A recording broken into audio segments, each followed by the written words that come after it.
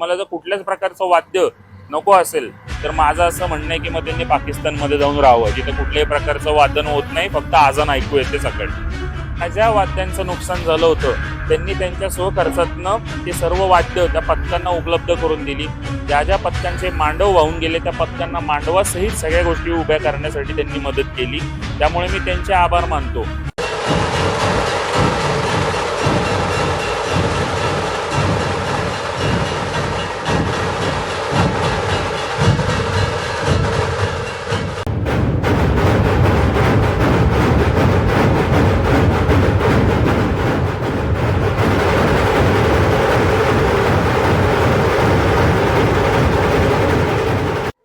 नमस्कार, मी पूजा Malusare. News network 360 मध्ये तुमच्या सर्वांचे स्वागत आहे.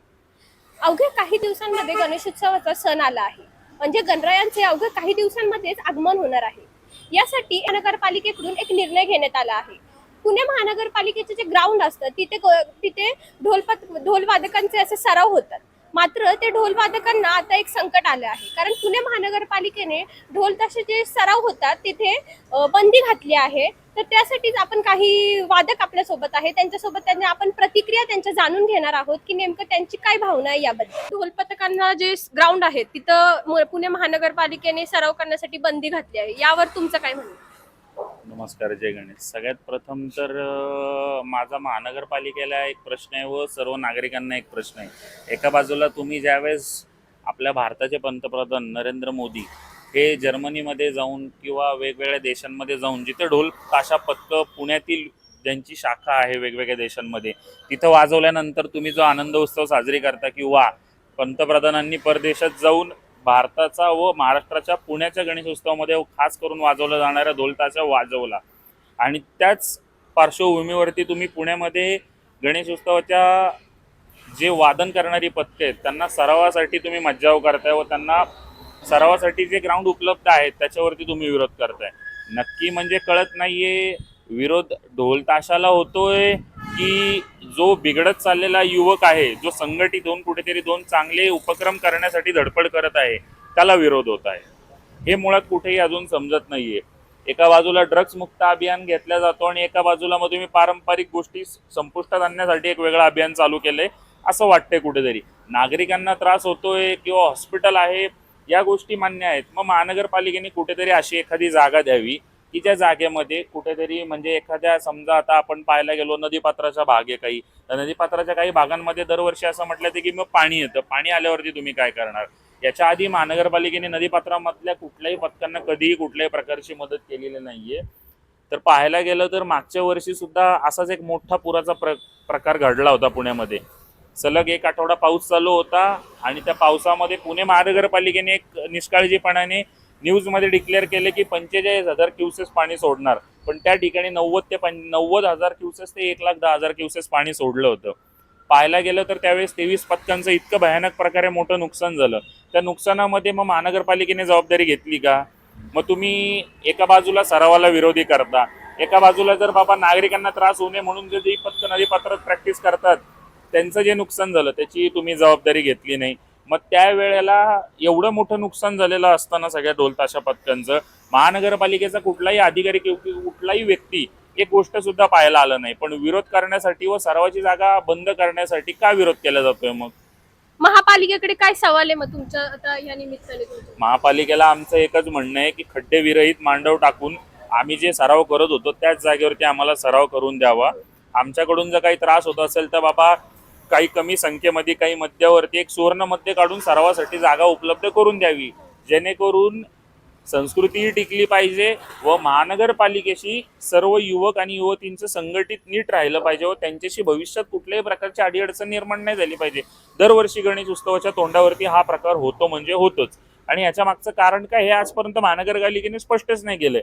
फक्त एवढंच की नागरिकांना त्रास होतो, मग नागरिकांना जर त्रास होतो तर नागरिकांशी भेटण्याची बोलण्याची संधी तरी तुम्ही त्यांचं असं म्हणणं आहे की वयस्कर लोकांना, लहान मुलांना ढोल ताशाचा त्रास होत आहे, ढोलच्या आवाजाने त्यांना त्रास होत आहे, त्या निमित्ताने तुम्हाला जर माझं म्हणणं एकच आहे की जर त्यांना ढोल ताशाचा त्रास होत आहे किंवा असं जर ते प्रकारे म्हणत आहे लहान मुलांना किंवा वयोवृद्धांना, आज पाहायला गेलं तर पुण्याची ओळख ही विद्येचं माहेरघर वर सांस्कृतिक ठिकाण असं म्हटलं जातं. मग सांस्कृतिक ठिकाणामध्ये एवढा विरोध कशासाठी? जर पाहायला गेले विसर्जनाच्या दिवशी तुम्ही ज्या ज्या मंडळांना ढोल ताशा पथकं आहेत त्या त्या मंडळांमध्ये किंवा त्या मंडळाला पाहण्यासाठी भरपूर प्रमाणात वयोवृद्ध आणि लहान मुलांना घेऊन ते येतात त्यांच्या नातवंडांना. का? कारण तिथं पारंपरिक वाद्य आहे, त्याचा त्रास होत नाही. आणि तेच जर तुम्ही डीजेला एका बाजूला विरोध करत आहात, मग डीजेला विरोध करत आहात तर मग तुम्ही पारंपरिक वाद्यांना विरोध नाही केला पाहिजे. मग तुम्हाला जर कुठल्याच प्रकारचं वाद्य नको असेल तर माझं असं म्हणणं आहे की मग त्यांनी पाकिस्तानमध्ये जाऊन राहावं, जिथे कुठल्याही प्रकारचं वादन होत नाही, फक्त आजान ऐकू येते सकाळी.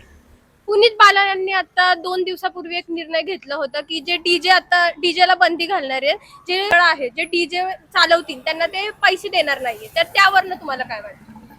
सर्वात प्रथम त्यांच्या या निर्णयाचं खूप मनापासून आणि एकदम अंतःकरणातून मी धन्यवाद मानतो. कारण की पाहायला गेलं तर मागील वर्षी ज्यावेळेस पुराचा प्रकार नदीपात्रामध्ये घडला होता व पुणे शहरातील 23 ते 24 पथकांचं मोठं नुकसान झालं होतं, तर त्या नुकसानामध्ये कुठलाही अधिकारी कुठलाही व्यक्ती न उभा राहता एकमेव होते जे पुनीतदादा बालन, ज्यांनी सर्व ढोल ताशा पथकांच्या सभासदांशी व अध्यक्षांशी संपर्क साधला व स्वतः त्यांनी इथे भेट दिली नदीपात्रामध्ये भेट दिल्यानंतर प्रत्येक पथकामध्ये प्रत्येकाला विचारपूस केली. ज्या वाद्यांचं नुकसान झालं होतं त्यांनी त्यांच्या स्वखर्चातनं ते सर्व वाद्य त्या पथकांना उपलब्ध करून दिली.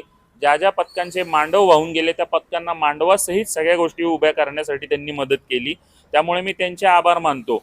आणि त्याचसोबत मागील वर्षीच चंद्रकांतदादा पाटीलांनी सुद्धा या सगळ्या गोष्टींचा आढावा घेतल्यानंतर सगळ्या मशिनरीज वगैरे इकडे पाठवून सर्व जागा जी होती नदीपात्रामधली, रस्ते जिथे सराव केला जातो त्या सगळ्या जागा स्वच्छ करून दिल्या होत्या. त्यामुळे मी त्या दोन व्यक्तींचे आभार मानतो. आणि लोकांना फक्त पुनीतदादा बालनांनी आत्ता जे स्टेटमेंट दिले की जी मंडळं ढोल ताशा लावतील त्यांनाच देणगी देण्यात येईल व जी मंडळं डीजे लावतील त्यांना देणगी देण्यात येणार नाही, तर लोकांनी हे लक्षात घ्यावं की मागच्या वर्षी ढोल ताशा पथकांच्या मागे पुनीतदादा बालनच उभे होते, ना की कुठलं जे पुनीतदादा बालन यांच्या स्टेटमेंटला विरोध करतायत त्या मंडळांपैकी कोणी किंवा त्या व्यक्तींपैकी कोणी कुठल्याही प्रकारचं 1 रुपयाची मदत ढोल ताशा पथकांना दिलेली नव्हती. तुमची आता काय मागणी? जर तुम्हाला ग्राउंड नाही भेटला तर तुम्ही काय करणार त्यापुढे? ग्राउंड नाही भेटलं तर आयुक्तांना निवेदन तर देऊ व त्यानंतर अजून ते कुठल्या पुढच्या प्रकारचा मग सर्व पथकांसाठी कसा लढा द्यायचा मग त्याच्यावरती आम्ही निर्णय सगळे एकत्र बसून घेऊयात. कारण की जर पारंपरिक संस्कृती तुम्हाला जर संपवायची असेल तर त्यांनी जाहीररित्या सांगावं, ना की नागरिकांचं कारण द्यावं की वयोवृद्ध व लहान मुलांचं. त्यांनी स्पष्ट सांगावं की बाबा या ग्राउंडमध्ये अडचण आहे तर तुम्हाला हे ग्राउंड आम्ही उपलब्ध करून देतो, तुम्ही या ग्राउंडमध्ये करा. त्यांची इच्छा अपेक्षा काय किंवा त्यांचं म्हणणं काय त्यांनी अजून नीटरित्या स्पष्ट केलं पाहिजे असं माझं मत आहे. नुसतं मज्जाव म्हणजे नाही करायचं ह्याच्यावरती कुठे थांबत नाहीत गोष्टी. नाही करायचं नाही तर ठीक आहे, मग कारण काय देतं तुम्ही नागरिक आणि वयोवृद्धांना? मग ठीक आहे, तुम्ही दुसरी जागा कुठली तरी अवेलेबल करून द्या. पुणे शहरामध्ये महानगरपालिकेच्या ताब्यामध्ये प्रचंड जागा आहेत, तर महानगरपालिकेच्या जागेवरती ताबा मारलेल्या लोकांनी जागा अजून सुटत नाहीये. पुणे शहरात भरपूर ठिकाणी अशा जागा आहेत जिथे महानगरपालिकेच्या आणि जिथे आजूबाजूला कुठल्याही रेसिडेन्शियल नाहीये, सगळे कमर्शियल स्पेसेस आहेत आणि सेकंड थिंग तिथे कुठलेही हॉस्पिटल नाही आहेत. त्यामुळे महानगरपालिकेने त्याच्यावरती योग्य तो निर्णय लवकरात लवकर घ्यावा. 50 दिवसांवर आलेला गणेश उत्सव जर त्यांना 5 दिवसावरती आल्यावरती जर परमिशन द्यायची असेल तर ह्याचे परिणाम लक्ष्मी रोडवरती जे पथकं वाजवणारे आहेत त्यांच्यावर दिसेल. एका बाजूला जर पुनीतदादांनी घेतलेला निर्णय सगळ्यांना एवढा पसंतीचा आहे तर एका बाजूला महानगरपालिका मग एक असं दाखवतीये की पारंपरिक गोष्टीला जर कोणी सपोर्ट करत असेल तर आम्ही त्याला विरोध करू, हे त्यांचं म्हणणं एका बाजूला असं दिसतंय. त्यामुळे महानगरपालिकेची ही स्टेटमेंट काय पटणारं नाहीये. त्यांनी शांतपणे विचारपूर्वक या गोष्टीवरती मार्ग काढावा.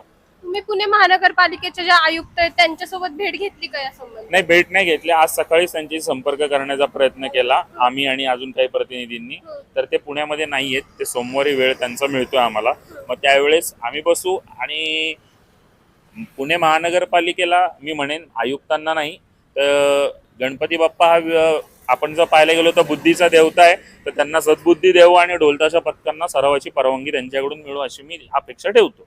एक शेवटचा प्रश्न, सांस्कृतिक शहर म्हणून पुणे शहर ओळखले जाते आणि तिथे ढोल ताशांच्या सरावालाच असं महानगरपालिका करते, तर यावरून तुम्हाला काय बोलायचं?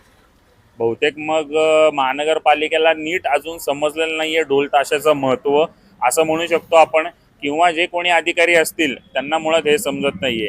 आपण हिंदू धर्माचा गणेशोत्सव हा सगळ्यात मोठा सण आहे आणि कालच आपला विधिमंडळामध्ये बहुतेक असं जाहीर करण्यात आलं की गणेशोत्सव न राहता हा महाराष्ट्र उत्सव म्हणून हा जाहीर केलेला आहे. तर मग एवढा मोठ्या विधिमंडळामध्ये जर अशा प्रकारचं स्टेटमेंट येत असेल आणि डिक्लेअर होत असेल तर मला असं वाटतं महानगरपालिकेने महाराष्ट्र प्रशासनाशी कोऑर्डिनेट करून काही तो निर्णय एकत्रित व्यवस्थित बसून घ्यावा आणि या प्रकारे आता कोण अजून लक्ष घालत असेल त्याच्यावरती पाहूयात, कळतील गोष्टी मग आपल्याला.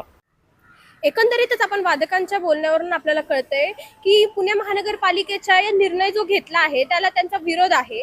त्यामुळे आता पुणे महानगरपालिका यावर काय निर्णय घेते आपण आता लवकरच आपल्याला पाहायला मिळणार आहे.